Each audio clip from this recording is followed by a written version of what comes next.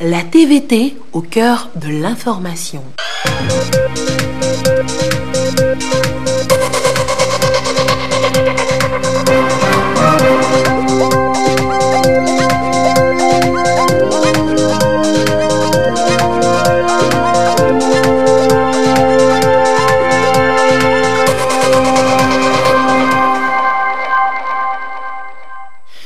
Merci de votre attention dans l'actualité ce mercredi. Retour ce soir encore sur le 53e sommet des chefs d'État et de gouvernement de la CEDEAO hier à Lomé.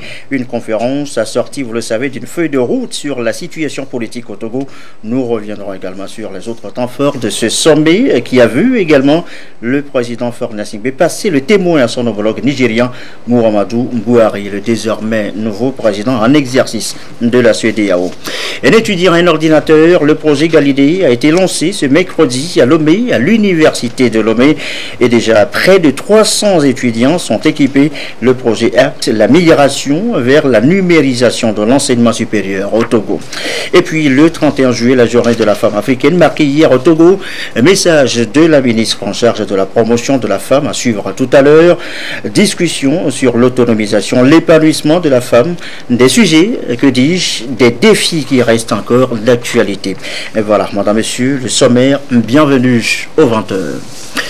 Bonsoir à tous. Il était là aussi à Lomé, aux 3 sommets de la capitale togolaise, CEDEAO, CEAC, lundi et UEMOA le même jour, dans l'après-midi, et puis la CEDEAO hier mardi, à l'issue des travaux, et avant son départ ce mercredi, le président gambien Adama Barrow, lui qui foulait le sol togolais pour la première fois, a tenu à exprimer sa gratitude au chef de l'État Faure Gnassingbé pour l'accueil dont lui-même et sa suite ont fait l'objet. Image ici, vous le voyez, des 2 hommes, entretien en tête-à-tête. Au menu, on imagine la coopération bilatérale entre le Togo et la Gambie. Image signée Osbert Johnson. En seconde audience, le chef de l'État a reçu le ministre nigérian des Affaires étrangères, Geoffroy Onyeama, c'est son nom. Les discussions ont porté sur les défis de la CEDEAO à relever. Et vous le savez, le chef de l'État, Faure Gnassingbé, était jusqu'à hier mardi président en exercice de la CEDEAO avant de passer le témoin au Nigérian Muhammadu Buhari. Les échanges vont donc dans ce sens, comme quoi c'est au bout de l'ancienne corde qu'on tisse la nouvelle. Les discussions, les précisions du diplomate nigérian au micro de Lucassi.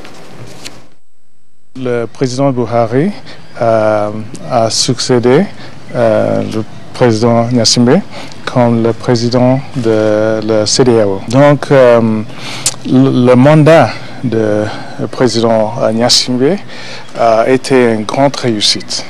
Et puis donc nous allons vraiment essayer de profiter de son expérience pendant cette période et apprendre de lui en effet. Donc l'objet de ma visite c'était en effet d'identifier quelques défis dans le cadre de CEDEAO et puis d'apprendre un peu, prendre quelques leçons et avoir quelques idées de comment nous allons, en tant que pays nigérien, la présidence, gérer cette présidence parce que c'est compliqué, c'est beaucoup de travail et donc c'est pourquoi je suis là au nom du président Buhari, le féliciter pour la façon dont il a vraiment géré ce dossier.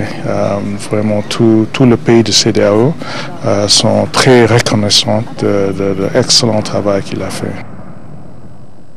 Nigeria donc pour une nouvelle présidence de l'organisation et c'est à l'issue de la 53e conférence des chefs d'État et de gouvernement ici à Lomé, sommet avec plusieurs grands événements et surtout pour les Togolais une feuille de route sur la situation politique intérieure, le résumé des travaux avec Yves Agbevivi.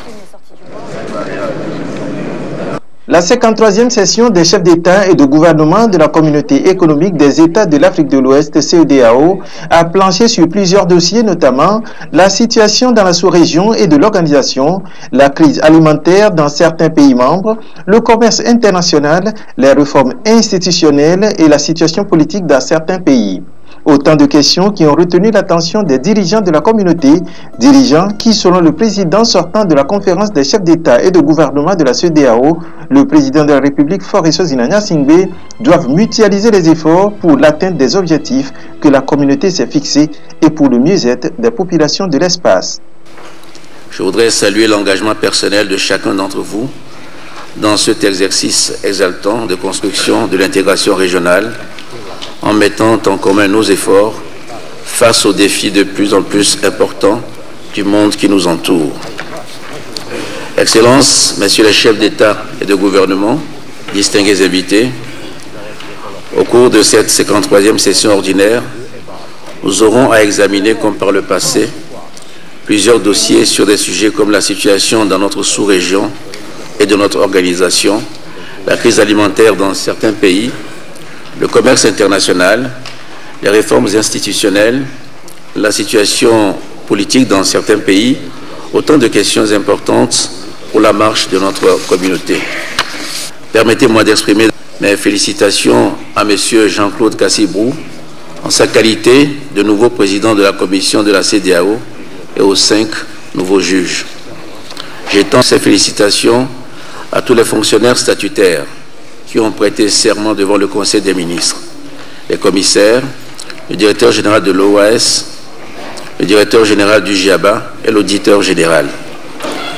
Je leur souhaite plein succès dans leur mission en les exhortant à poursuivre ce bon élan de travail. Plusieurs prestations de serment ont eu lieu au cours de cette session, notamment des nouveaux membres de la commission de la CEDEAO et de la Cour de justice de la communauté. Avant ces prestations de serment, le ministre des Affaires étrangères et président sortant du Conseil des ministres de l'espace a présenté les conditions légales de la nomination du nouveau président de la commission de la CEDEAO, l'Ivoirien Jean-Claude Kassibrou, dont il a également dressé la biographie. Le nouveau président de la commission de la CEDEAO, depuis le 1er mars 2018, a remercié le président Faure Gnassingbé pour sa disponibilité et son implication déterminante dans les réussites enregistrées par la CEDEAO. Il a présenté les problèmes auxquels son mandat entend apporter des réponses. Je voudrais également remercier sincèrement son Excellence le président Faure Gnassingbé du Togo pour la grande disponibilité dont il a fait montre à mon endroit dans le traitement des différents dossiers et questions depuis mon arrivée à la Commission le 1er mars 2018.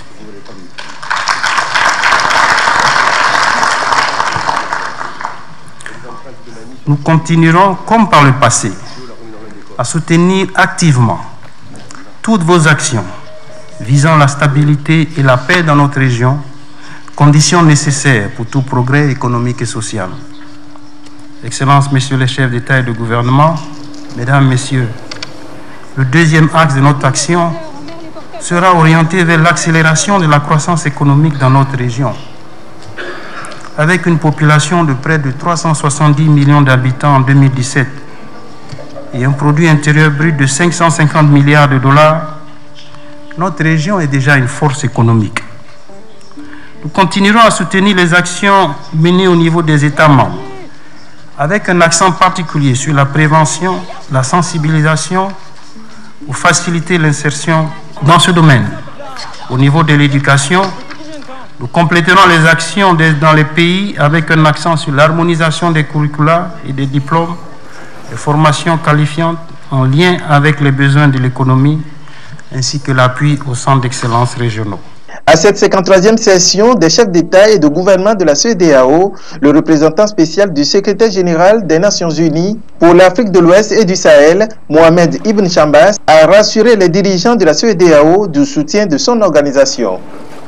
Nous avons déjà entrepris des initiatives conjointes dans le cadre de coopération entre la CEDEAO et UNOAS. Et je suis convaincu que nous continuons à travailler pour le renforcement de cette coopération très étroite CEDEAO-l'ONU.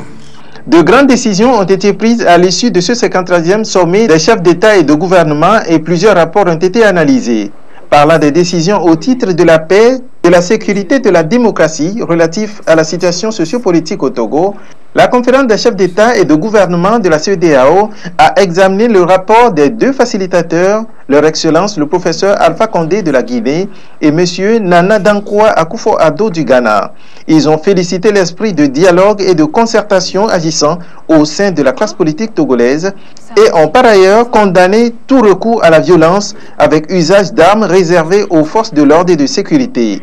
Ils ont invité les citoyens en possession des armes dérobées lors des manifestations à les restituer aux autorités compétentes. La conférence a invité les acteurs politiques et la société civile à s'abstenir de toute provocation en vue de préserver les efforts en cours et les forces de l'ordre et de sécurité ont été aussi appelés au professionnalisme dans leur mission. La conférence recommande l'adoption des réformes par voie parlementaire en vue d'accélérer le processus de leur mise en œuvre tout en se réjouissant des dispositions envisagées par le gouvernement pour des élections transparentes, crédibles et inclusives.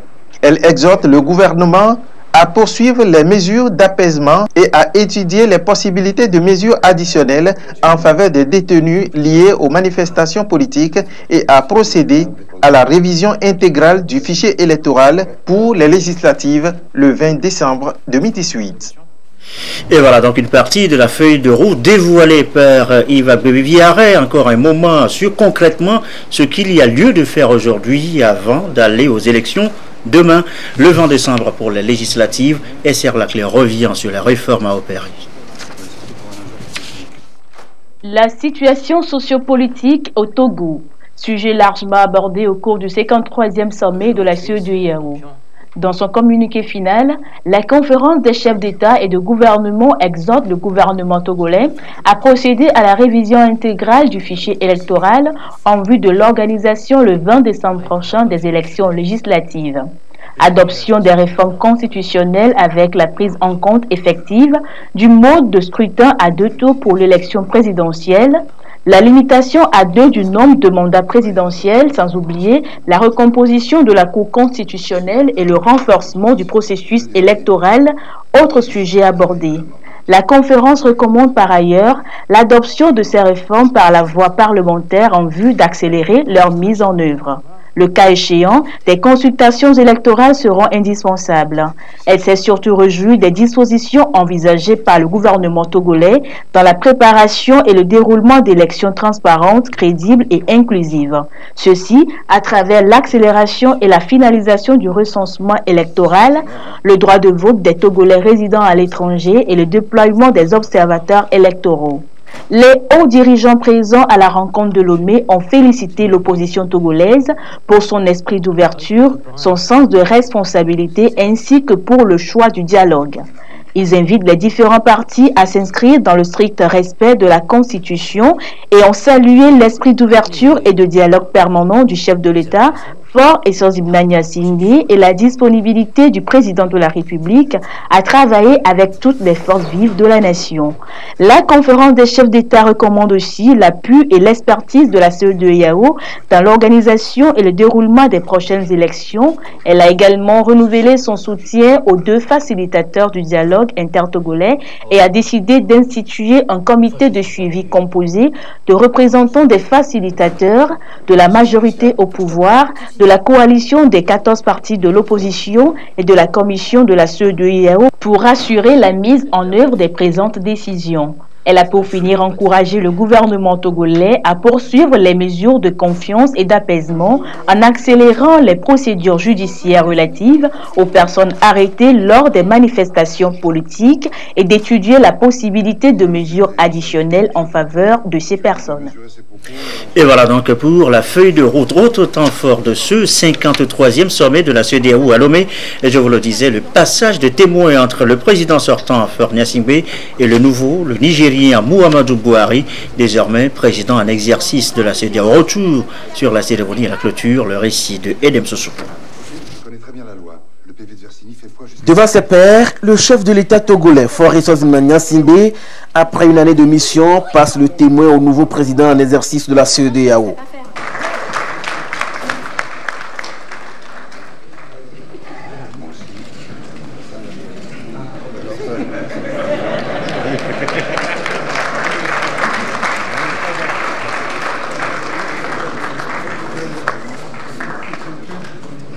Muhammadu Buhari a salué le travail abattu par son prédécesseur en matière de paix et d'intégration des peuples dans l'espace communautaire. Il dit mesurer l'immensité de la tâche qui l'attend durant les 12 mois à venir et a promis de tout mettre en œuvre pour le développement de la sous-région. Permettez-moi tout d'abord de réitérer notre profonde gratitude à son Excellence, le président du Togo, qui a organisé 3 réunions de ce niveau en 2 jours.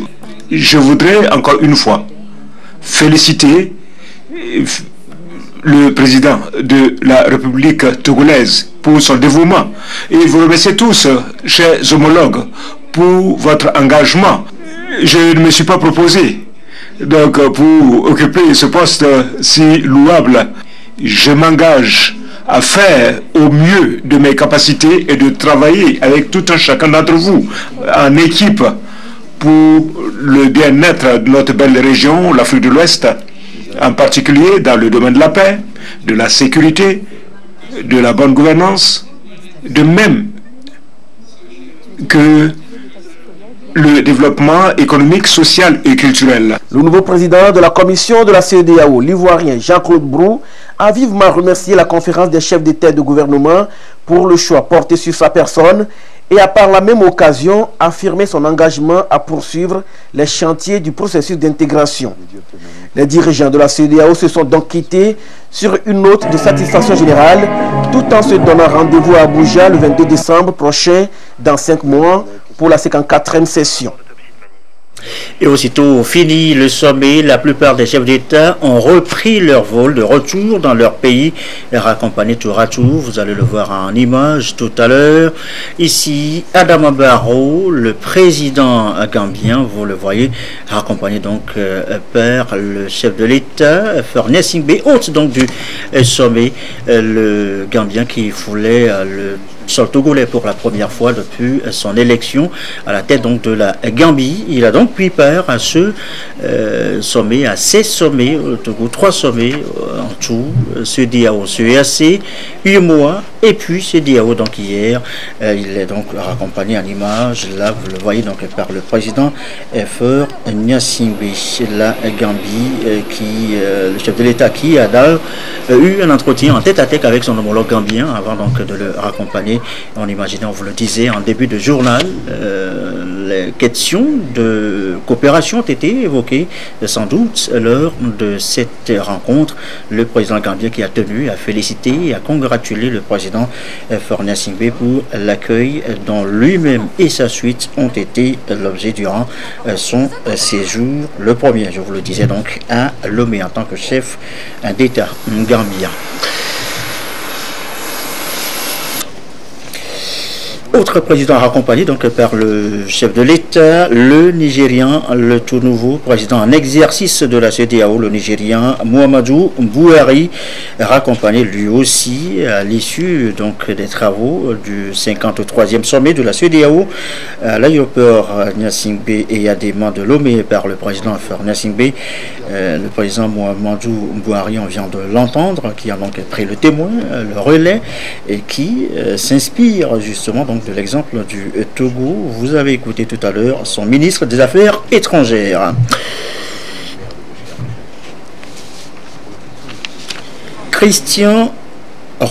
Marc Christian Kaboré, le président du Burkina Faso, qui a quitté aussi Lomé la nuit tombante, donc direction Ouagadougou après donc le sommet de la CEDEAO. Il était là bien sûr pour les sommets CEDEAO, CEAC, UEMOA.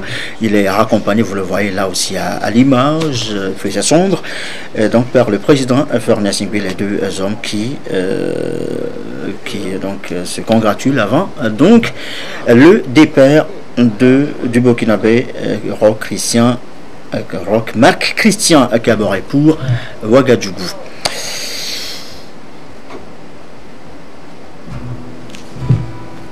D'autres personnalités donc raccompagnées par le président Fernand Singbi, le président du Cap-Vert, Jorge Carlos Fonseca, à qui le président Fernand Singbi a dit également au revoir avant son départ de Lomé à l'issue donc du sommet CEDEAO hier mardi donc.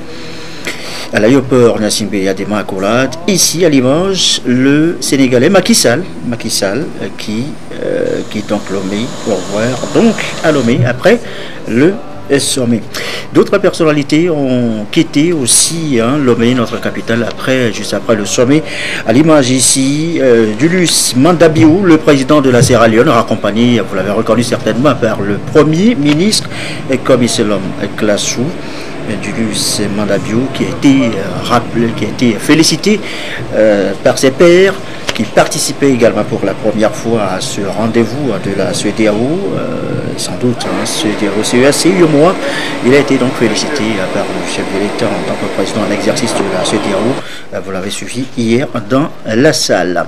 Le Gabonais aussi a quitté Lomé, le Gabonais Ali Bongo Ondimba, accompagné toujours par le Premier ministre Komisselom Klassou à l'aéroport.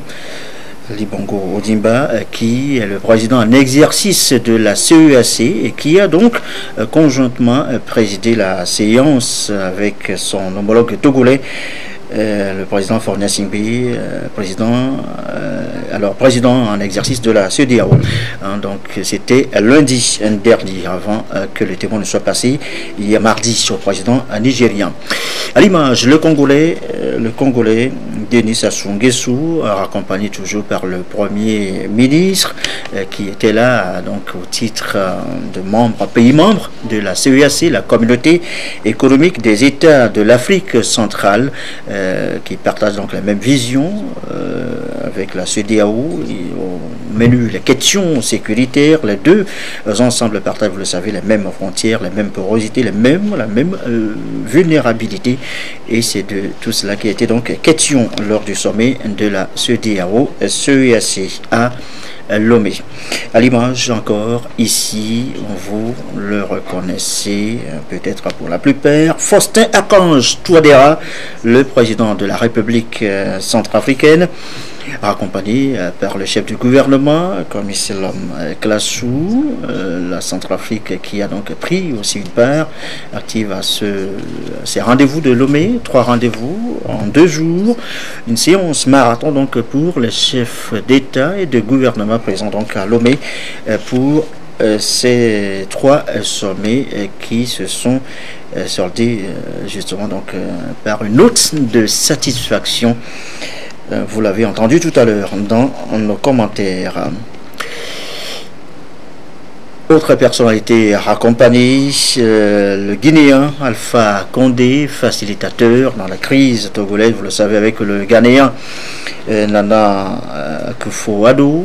Alpha Condé accompagné lui aussi par le chef du gouvernement. Au revoir avant donc de quitter Lomé, notre capitale. Mamadou Issifou, reconnaissable à l'image ici, raccompagné toujours par le chef du gouvernement, le président du Niger, qui a dit donc au revoir à ses hôtes à l'issue du sommet hier, sommet CEDEAO. Il était là donc depuis dimanche, depuis dimanche, il est arrivé dimanche également pour prendre part aux 3 sommets CEDEAO, CEAC, UEMOA dans l'après-midi de lundi, et puis bien sûr la CEDEAO hier. Le président ghanéen à l'image, Nana Akufo-Addo, l'autre facilitateur dans la crise togolaise, une feuille de route, on vient d'en parler encore, a été dévoilée lors donc de ce sommet, le 20 décembre prochain pour la législative.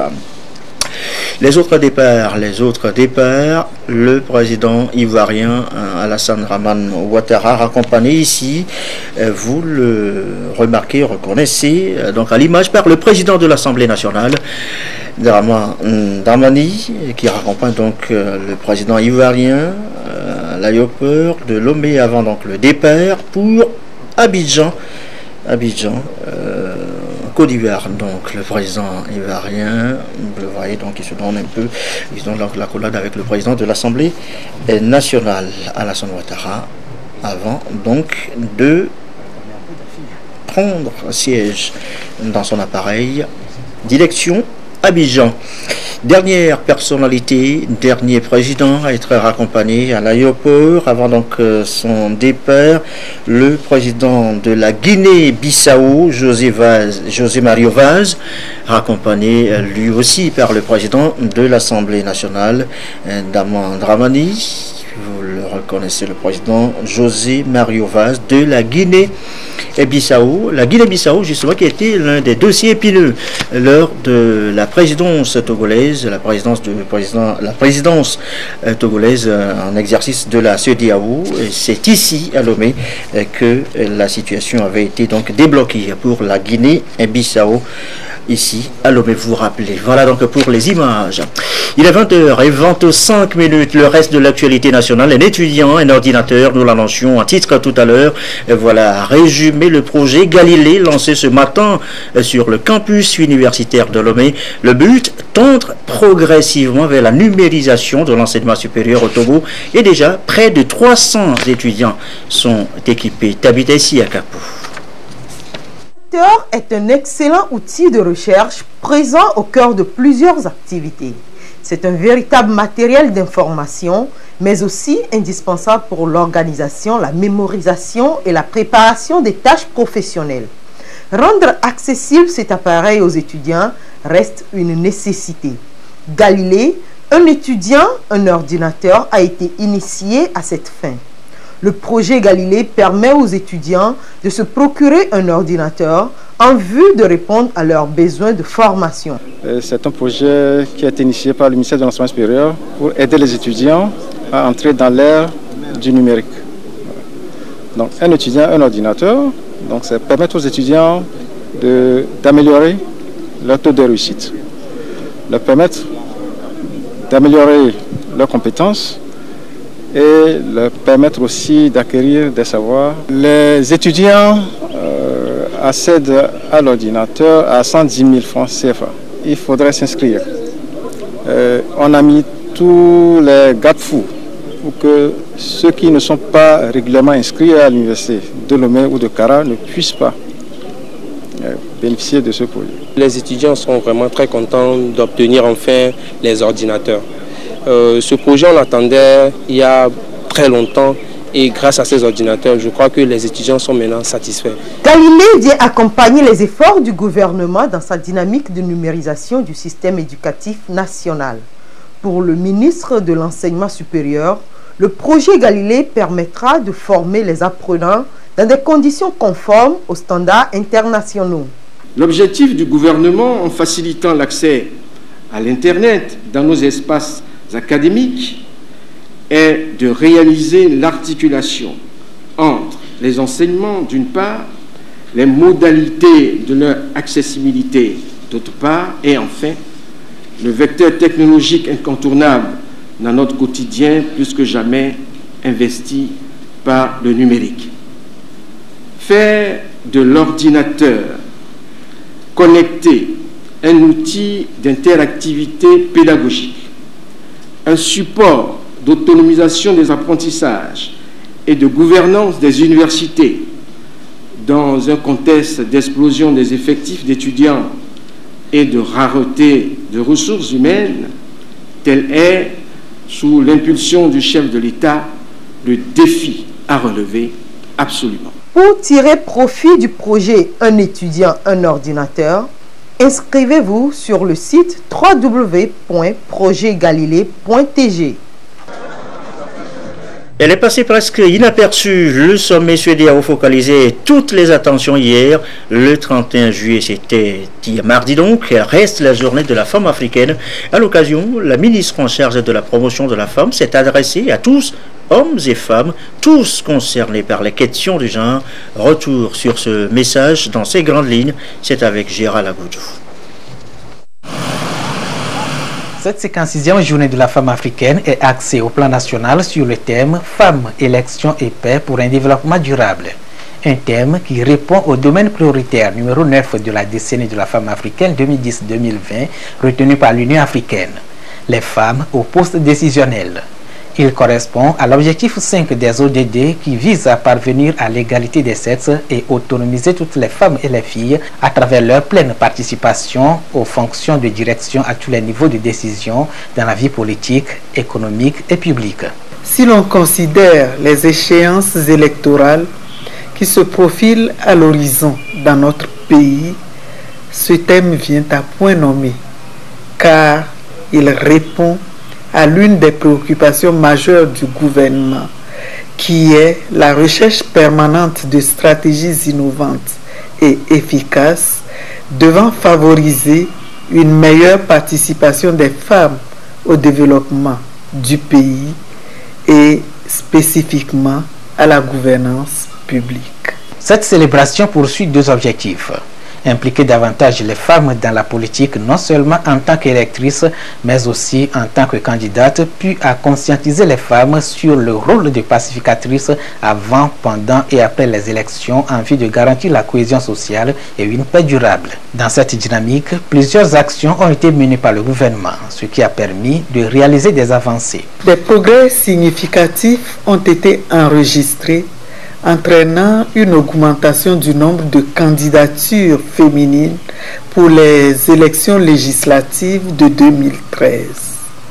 Le taux de représentativité des femmes à l'Assemblée nationale est passé alors de 11% en 2007 à 17,58% en 2013. Au sein du gouvernement, le pourcentage des femmes ministres a évolué, passant de 8,3% en 2007 à 20,68% en 2013 et 22% actuellement. Malgré ces avancées significatives, le chemin est encore long pour parvenir à la parité homme-femme dans les instances de prise de décision. Pour ce faire, la célébration de cette journée sera marquée par des séances de sensibilisation, de conférences, débats et d'émissions radiophoniques sur l'ensemble du territoire national.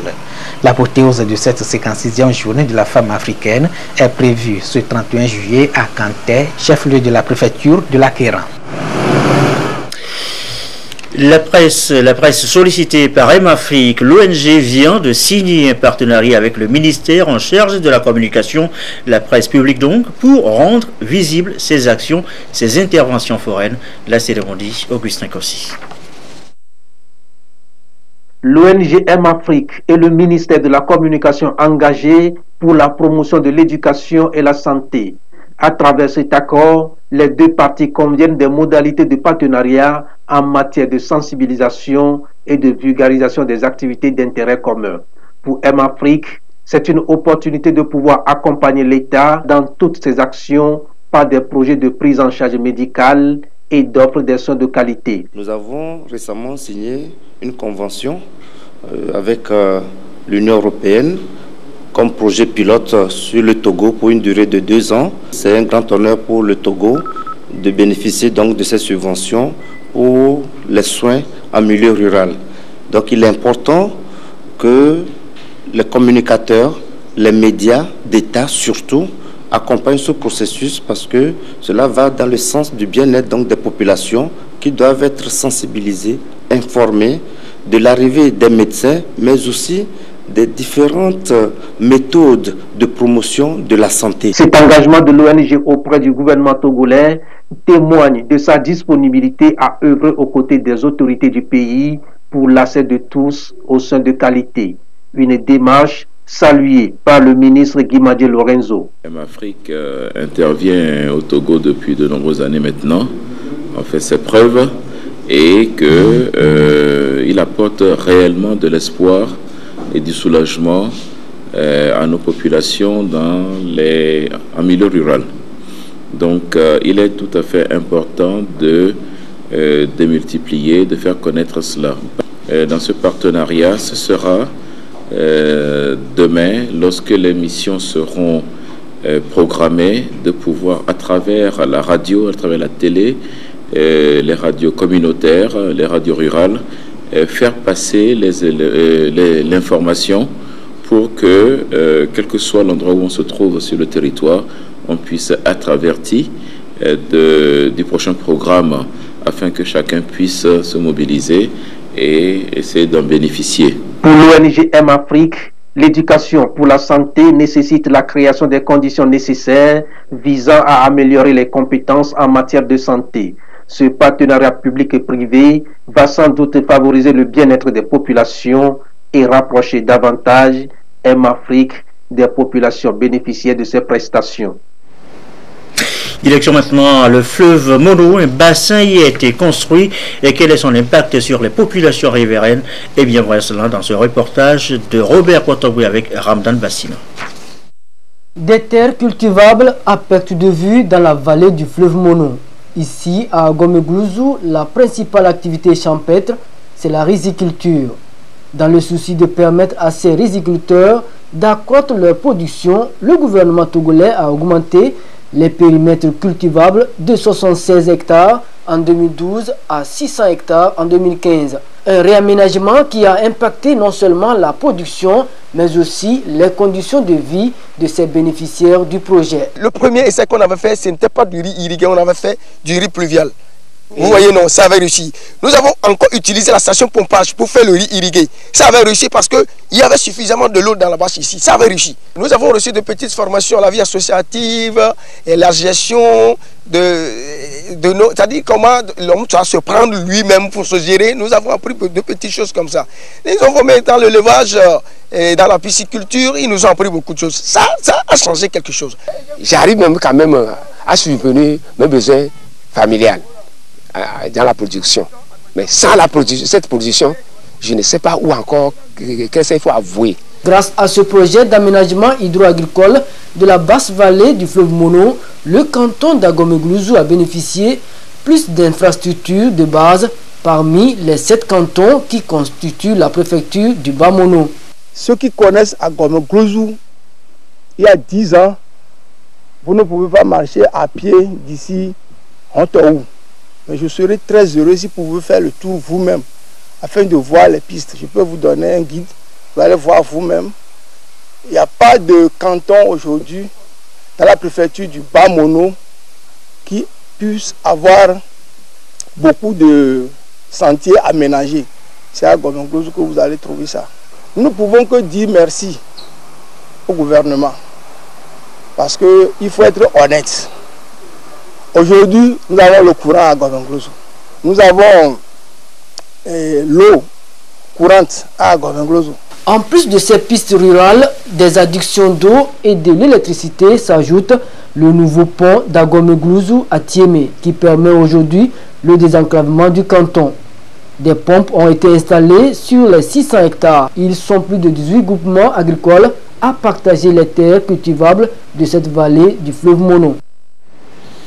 Un mot de l'actualité à l'étranger, le retour mouvementé ce mercredi à Kinshasa de Jean-Pierre Bemba, le leader du MLC, ancien vice-président de la RDC, éloigné de son pays pendant plus de 11 ans après son incarcération à La Haye. Il est donc rentré aujourd'hui, escorté aussitôt après sa descente d'avion par la police jusqu'au siège de son parti. Aucune déclaration, pas de mouvement de liesse avec ses partisans, pourtant bien présents, raison évoquée par les autorités congolaises, des consignes de sécurité. Le leader du MLC devrait faire acte de candidature demain pour la présidentielle au Congo.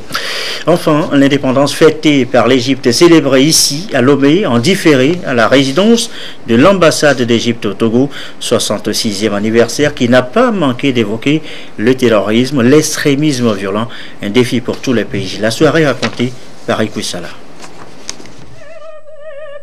Le drapeau égyptien flotte, une voix mélodieuse exécute l'hymne national du pays.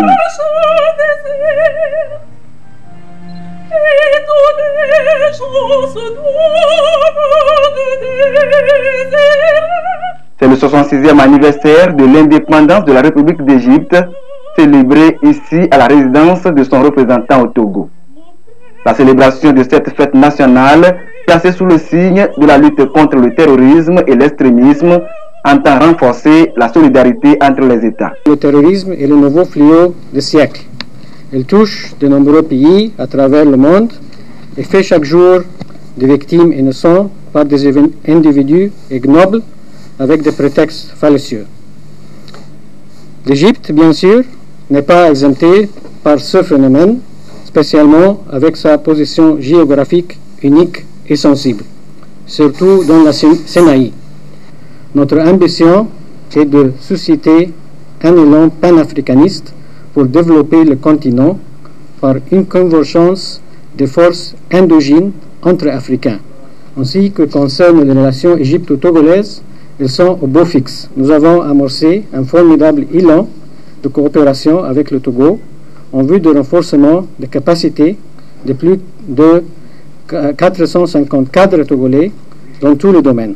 Et 4 missions médicales égyptiennes ont visité le Togo. Autour de ce gâteau de fête, ils ont porté un toast pour que vive davantage la coopération égypto-togolaise. Une coopération déjà vieille de 58 ans, saluée par le gouvernement par la voix du ministre en charge de la sécurité, représentant son collègue des affaires étrangères. La cérémonie qui nous rassemble m'offre également l'occasion de réaffirmer l'importance que mon pays attache à sa coopération avec l'Égypte. Une coopération fructueuse qui se construit progressivement sous la vision éclairée de nos dirigeants respectifs, leurs excellences, M. Faure Essoumana Gnassingbé et Abdel Fattah al-Sisi, qui en ont fait un exemple de coopération sud-sud, avec la volonté et les bonnes dispositions qui se manifestent de part et d'autre. Je reste convaincu que les relations entre nos deux pays ne seront que davantage consolidées, notamment dans les domaines d'intérêt commun que sont l'agriculture, le commerce, l'éducation, la sécurité et la culture. Aussi voudrais-je formuler le vœu que nos deux pays envisagent très prochainement la tenue de la première session de la commission mixte de coopération Togo-Égypte, afin d'évaluer les différentes pistes de coopération et poser des actions concrètes mutuellement bénéfiques. Cette célébration est une occasion pour les invités de revisiter l'histoire de la Révolution populaire de 1952 ayant marqué l'accession à l'indépendance de l'Égypte. Le pays développe depuis quelques mois une ferme agricole moderne dans la préfecture de Tchaoudjo. Les résultats livrés par les premières expérimentations sur ce site ont été présentés à cette soirée pour faire un zoom sur les différentes productions qui seront développées dans cette ferme les années à venir. Voilà, et ceci referme ce journal. Merci à vous qui nous suivez ce soir et particulièrement à Agom et Goulouzou dans le Bamono et comme d'habitude, toujours fidèlement. Excellente soirée.